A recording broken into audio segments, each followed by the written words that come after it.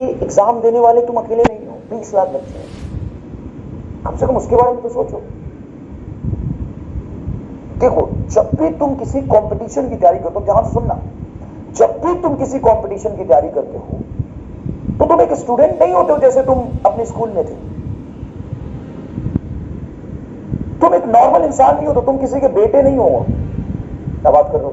हाँ, तुम किसी के भाई भी नहीं हो, ना ही तुम किसी के दोस्त हो, ना ही तुम एक सिंपल स्टूडेंट हो, तुम हो योद्धा। समझने की कोशिश करो, ये उस लेवल की काम है। हवा बना रहे हो योद्धा, चुपचाप पढ़ रहे थे, अब कहां उंगली कर रहे हो भाई? तुम समझ नहीं रहे हो, ये वो काम ही नहीं है जो तुम कर रहे हो। तुम एक आम इंसान नहीं हो आप, तो तुम अपना एटीट्यूड चेंज करो। चाहे वो नीट हो या जेई हो या एसएससी हो या आईएएस हो, किसी भी कंपटीशन की तैयारी जब आप करते हैं तो आप एक आम स्टूडेंट नहीं होते हैं, आप किसी के बेटे नहीं होते जब तक आप कंपटीशन की तैयारी कर रहे हैं। आप किसी के पड़ोसी नहीं है जब तक आप कंपटीशन की तैयारी कर रहे हैं। आप किसी के बेटे नहीं है, किसी के दोस्त नहीं है, किसी के भाई नहीं है, किसी की बहन नहीं है। आप एक है तो सिर्फ और सिर्फ योद्धा है, और आप एक युद्ध की तैयारी कर रहे हैं साहब। क्योंकि योद्धा का एटीट्यूड और जीवन ऐसा नहीं होता बिल्कुल जैसा तुम्हारा है। कोटे में जब हम लोग पढ़ाते थे ना, तो वहां पे दिखता है आंखों में योद्धापन, वहां पे दिखता है कि हर समय हर क्षण वो एक बड़े युद्ध की तैयारी करता हुआ बच्चा, कि उसको लगता है कि मेरे जैसे हजारों रोड पे चल रहे हैं। तुम बढ़िया युगांडा की काली घाटी में अकेले बैठ के पढ़ रहे हो, तुमको नींद आ जा रहा है, तुम्हें लग रहा है कि किसी के साथ कंपटीशन ही नहीं है। ये ड्रॉबैक ऑनलाइन का। हर चीज का अपना एडवांटेज और डिसएडवांटेज होता है। हमें टेक्नोलॉजी के साथ आगे बढ़ना पड़ेगा। ऑनलाइन में बहुत सारी टेक्नोलॉजिकल हेल्प हमें मिल जाता है, लेकिन ये ड्रॉबैक भी है। तुम अकेला घर में बैठ पढ़ रहे हो, तुम्हें लगता है कि तुम्हारा तुमसे ही कंपटीशन है। तुम्हें पहले खुद से ही कॉम्पीट करना है और अपने आप को हर दिन बेहतर बनाना है। लेकिन तुम्हें साथ साथ 20 लाख बच्चे साहब पेपर देंगे। आप एक नॉर्मल स्टूडेंट है ही नहीं, आप एक योद्धा है साहब।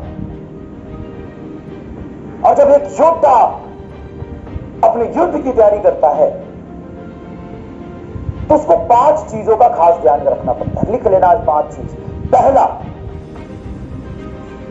कि वो एकदम सामाजिकता से दूर हो जाता है। सामाजिकता का मतलब है कि वो किसी का बेटा नहीं है, वो किसी का पड़ोसी नहीं है। 9 घर में होते हैं, हमें भी याद है जब हम बचपन में थे, तो दोस्त की तबीयत खराब हो गया तो रात भर उसकी सेवा कर रहे हैं। अरे करना खुद, जब अनसक्सेसफुल हो जाओगे ना, डॉक्टर नहीं बनोगे ना, कोई सेवा करने बुलाएगा भी नहीं तुम अपने घर, कोई दोस्त भी नहीं रहेगा। 4 साल बाद तुम्हारी कैरियर नहीं, तुम्हारी हैसियत पूछेंगे। करना, मैं मना नहीं कर रहा हूं, ये बहुत जरूरी है, लेकिन जब तक कंपटीशन की तैयारी करें तब तक नहीं। योद्धा युद्ध की तैयारी करता है, सामाजिकता से दूर रहता है। पिताजी कर रहे हैं, आटा पिसा के ले आना, आटा चक्की से, गेहूं।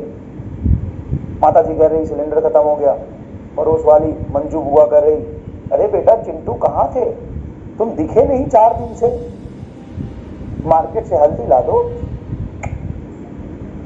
मतलब कौन बेटा चिंटू? मैं एक योद्धा हूं। पहली चीज सामाजिकता से दूर रहना पड़ता है। दूसरी चीज, मोह माया से अपने आप को दूर करना है। मतलब आप तो लोगों से दूर हो गए, समाज से दूर हो गए, उसके बाद मोह माया से आपको दूर रहना है। मोह माया, मान लो कि बड़े युद्ध की तैयारी चल रही है, एक योद्धा लड़ने की तैयारी करता है ना, तलवारबाजी कर रहा है, प्रैक्टिस कर रहा है, अब बीच में होली आ गया तो बोलेगा आज प्रैक्टिस की छुट्टी, आज फिर होली मनाएंगे, आज दिवाली मनाएंगे, एक दिन की तो दिवाली, आज मेरा बर्थडे है, आज मैं युद्ध की प्रैक्टिस नहीं करूंगा। ऐसा नहीं होता है असली योद्धा। ये अर्जुन की निशानी नहीं है। वो उस मोह माया से दूर रहता है। आज बचपन से अभी तक दिवाली मनाते आए हो कि नहीं आए? दुर्गा पूजा मतलब मैं ड्रॉपर को देखता हूँ कि सर आपने दुर्गा पूजा में 1 दिन की छुट्टी कैसे दी?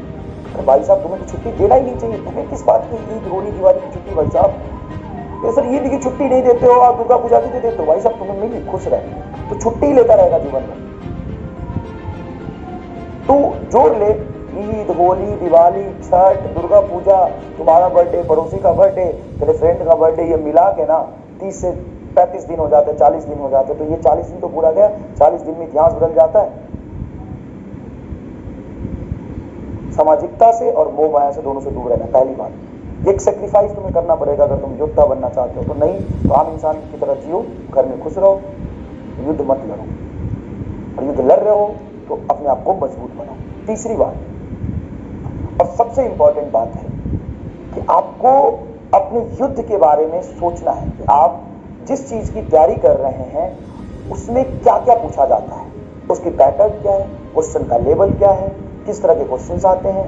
You have to be highly selective. जैसे मान लो कि मुझे किसी से युद्ध लड़ना है तो मैं सीधा अपनी तैयारी करता रहूंगा, मजदूरी करता रहूंगा कि सबसे पहले मैं जानूंगा कि जो मेरा दुश्मन है उसके वीक पॉइंट क्या है, उसकी स्ट्रॉन्ग पॉइंट क्या है, ये मैं पता करने की कोशिश करूंगा। तो मैं सबसे पहले पता करूंगा कि अच्छा वो तीरंदाजी में बहुत स्ट्रॉन्ग है तो हमें तीरंदाजी की ज्यादा प्रैक्टिस करनी पड़ेगी, उसमें एक्सपर्ट होना पड़ेगा। अच्छा उसको तलवार चलाना नहीं आता तो जितना नहीं चलाना आता उससे काम चल जाएगा। तो you have to be highly selective on the basis of requirement. और फिजिक्स में स्पेशली हाईली न्यूमेरिकल वैल्यू, हमें हाईली न्यूमेरिकल कैलकुलेशन वाले सवाल नहीं करने होते हैं, हमें करने होते हैं कंसेप्चुअल सवाल। कंसेप्ट तगड़ा हो, कैलकुलेशन 2-3 लाइन के। तो you have to be highly selective. 12 घंटे आप मेहनत कर रहे हो, सिर्फ मेहनत ही मत करो, आप सोचो और रोज 10 मिनट सोचो, रोज 10 मिनट सोचो कि मैं नीट की तैयारी कर रहा हूँ, मैं एक योद्धा हूँ, उसमें ऐसे होता है, इतने बच्चे पेपर देते हैं, मैं सो जाऊंगा तो पीछे छूट जाऊंगा, मुझे लड़ना पड़ेगा, अपने आप को मजबूत बनाना पड़ेगा, इतना मजबूत बनकर बनाना पड़ेगा कि नीट का वार झेल पाऊं। 3 चीजें हुई। चौथी चीज, आपको धैर्य रखना पड़ेगा। पेशेंस बहुत ज्यादा जरूरी है। पेशेंस का मतलब ये है कि कई बच्चे ना घबराते हैं कि मेरे से नहीं हो पाएगा क्या। अरे भाई, नीट क्वालिफाई करने के लिए आईक्यू लेवल से ज्यादा जरूरी होता है कंसिस्टेंट मेहनत करना। सर रिजल्ट तो नहीं आ रहा मेहनत करने का, आएगा, लेकिन लगातार आपको करता रहना पड़ेगा। एक बहुत पुरानी कहावत इंग्लिश में, उसको हिंदी में कहता हूं, अगर मैं दौड़ सकता हूं तो मैं दौड़ूंगा, अगर मैं चल सकता हूं तो मैं चलूंगा, और अगर मैं रेंग सकता हूं तो मैं रेंगता रहूंगा, लेकिन हर समय कीप मूविंग, मैं चलता ही रहूंगा, ग्रोथ होता रहेगा। तो तुम कितने कमजोर, इस बात से फर्क नहीं पड़ता है। तुम अभी कितना मेहनत कर रहे हो, कल तुम्हारा उस पर डिपेंड करता है। तुम परसों क्या थी, इस बात की तुम्हारा कल डिपेंड ही नहीं करता। तो तुम बहुत मंदबुद्धि हो ना बेटा, तो तुम जीवन में मंदबुद्धि ही रह जाओगे अगर तुम उसके बारे में सोचते रहोगे। अगर तुम आज एक चीज सीखो ना, एक चीज का तो ग्रोथ हुआ है। ज्ञानी आदमी वो नहीं है जिसको सच में बहुत ज्यादा ज्ञान है। ज्ञानी आदमी वो बनता है जिसको अपने अज्ञानता का ज्ञान है, अपने वीक पॉइंट का ज्ञान है, जिसको ये पता है कि मेरा ये वीक पॉइंट है तो मुझे इस पर काम करना है, और काम करने से चीजें ठीक ही होती है बेटा, खराब नहीं होती। और वीक होना एक लर्निंग प्रोसेस, उसमें टाइम लगता है। और जहां भी हो, जैसे भी हो, करो, बस ये जरूरी है। और आज तुम मेरा अगर लेक्चर देख पा रहे हो तो ये बहुत बड़ी बात है कि तुम्हारा बैकलॉग नहीं, तुमने बहुत बेहतर किया है पहले से। तुम बिना बैकलॉग अगर कर पा रहे हो तो तुम टॉप 30% स्टूडेंट में हो, लिख लो। फिर क्या बात करो, बहुत बच्चे नहीं है, मुझे पता है ना, मैं बता रहा हूं, टॉप 30-40% बच्चे हो तुम पहले ही। तुम पहले ही बहुत आगे हो। अब थोड़ा बहुत चीजों से हिम्मत मत हारो, लगातार अपने आप को मजबूत बनाओ। और 5वीं बात ये, फेथ रखो खुद पे और अपनी गुरु पे। एक जिससे तुम्हें मन कर रहा है उस पर भरोसा रखो, उसको मानो। ये जो पूरा रिलीजन्स का मेथोलॉजी जो चलता है ना, वो सिर्फ फेथ पे ही चलता है। आज तक किसी ने भगवान को देखा है क्या? अल्लाह को देखा है क्या? जीसस को देखा है क्या? किसी ने नहीं देखा एक्चुअल में।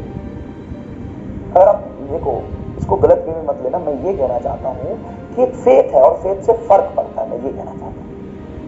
मैं मान तो भगवान है, मेरे कलम में भगवान है तो मेरे कलम में भगवान है, इस सच में अगर मैं ऐसा मानूं तो इसमें सरप्राइजिंग रिजल्ट मुझे देखने को मिलेगा, चमत्कार होगा।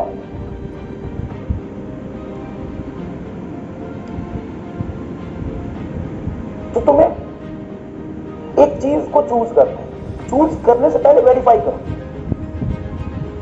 100% वेरीफाई करो, हर तरह से वेरीफाई करो कि कौन पढ़ा रहा है, कितना पढ़ा रहा है, उसने सिलेक्शन दिए है नहीं दिए, उसमें काबिलियत है कि नहीं मुझे पढ़ाने की। पहले चूज देख लो, अच्छे से परख लो। लेकिन एक बार चूज कर लो ना तो फिर उस पर सवाल मत करो, सवाल मत करो, ब्लाइंडली फॉलो करो, जो कह रहा है ना वो करो, चुपचाप करो, हर बात उसकी मानो। कह रहा है मत पढ़ो तो मत पढ़ो, अगर आज पढ़ो तो पढ़ो, और अगर इसको नहीं करना तो नहीं करना, उसकी बात मानो। वो कह रहा है इतना करना है तो इतना ही करना है, उसे एक लिमिट आगे मत जाओ। वो कह रहा है अभी रिवीजन नहीं करना, अभी ये करना, तो वो करो। तो अगर तुमने पीडब्ल्यू को चूज किया तो पीडब्ल्यू को अपना कृष्ण मानो और तुम अर्जुन बन जाओ। और 100% फेथ रखो और अंधाधुन फेथ रखो। अंधविश्वास करो, अंधविश्वास साहब, अंधविश्वास। तुम मानते हो अंधविश्वास गलत चीज है, लेकिन उसको गलत मायने में लेके जाओगे तो उसका डाइवर्स इफेक्ट है। लेकिन अंधविश्वास भी बहुत सही चीज होता है अगर आप उसको सही चीज के लिए इस्तेमाल करेंगे। पूरी दुनिया ही साइंस को मानती है, फेथ को मानती है। बहुत ही चमत्कार होते हैं साहब फेथ से। भरोसा बहुत बड़ी चीज होती है। कई लोग इस बात पे आ जाते हैं कि ऐसा होता है, भगवान होते हैं, भगवान नहीं होते हैं। ये सब एकदम छोटी चीज है। मैं भी पहले बहुत डिबेट करता था, लेकिन सबसे मिलने वाला क्या है, क्या होता है क्या नहीं होता है मुझे नहीं पता, मुझे सच में नहीं पता भगवान है या नहीं है। लेकिन जो एक चीज एग्जिस्ट करता है वो फेथ एग्जिस्ट करता है। फेथ करो और अंधाधुन मेहनत करो, लेकिन पहले वेरीफाई कर लो कि फेथ तुम पे किस पे कर रहे हो।